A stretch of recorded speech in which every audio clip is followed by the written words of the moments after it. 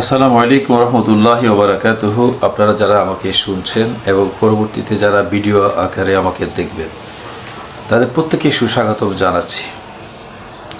আজকে যে কথাটি বলতে চাচ্ছি, এখন থেকে হিসাব করলে টানা 2 মাস বাকি আছে নির্বাচনের। হয়তো এখন থেকে 1 সপ্তাহের মধ্যে সব কিছু যদি স্বাভাবিক থাকে, তাহলে নির্বাচনী শিডিউল ঘোষণা হতে পারে। যদিও এই শিডিউল ঘোষণার ব্যাপারেও যদি কিন্তু লেগে আছে এবং যদি কিন্তু ইনক্লুড করে রেখেছে এনসিপি এবং জামাত ইসলামীও।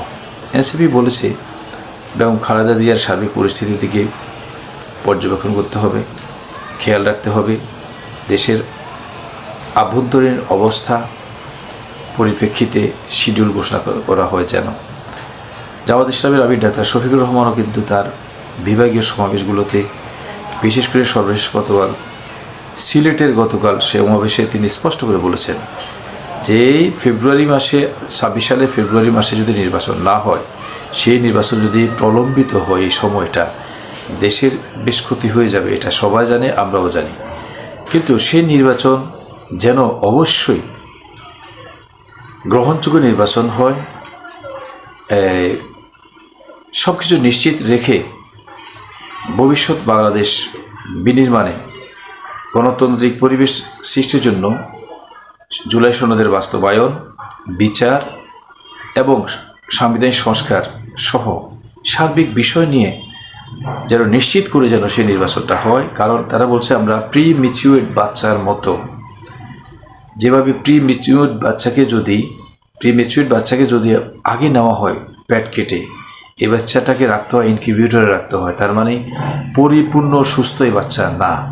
তেমনি এভাবে প্রি ম্যাচিউর ইলেকশন আমরা চাই না, আমরা ম্যাচিউর ইলেকশন চাই।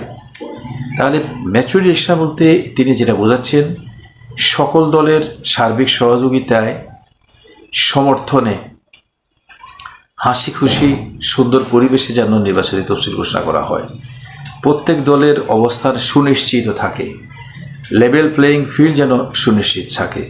কিন্তু আমরা দেখতে পাচ্ছি এই দুটো জিনিস, একটা হলো প্রত্যেক দলের সুনিশ্চিত অংশগ্রহণ এবং লেভেল প্লেয়িং ফিল্ড, এই দুইটা ক্ষেত্রে একটাও এখন পর্যন্ত কিন্তু বাস্তবায়ন হয়নি।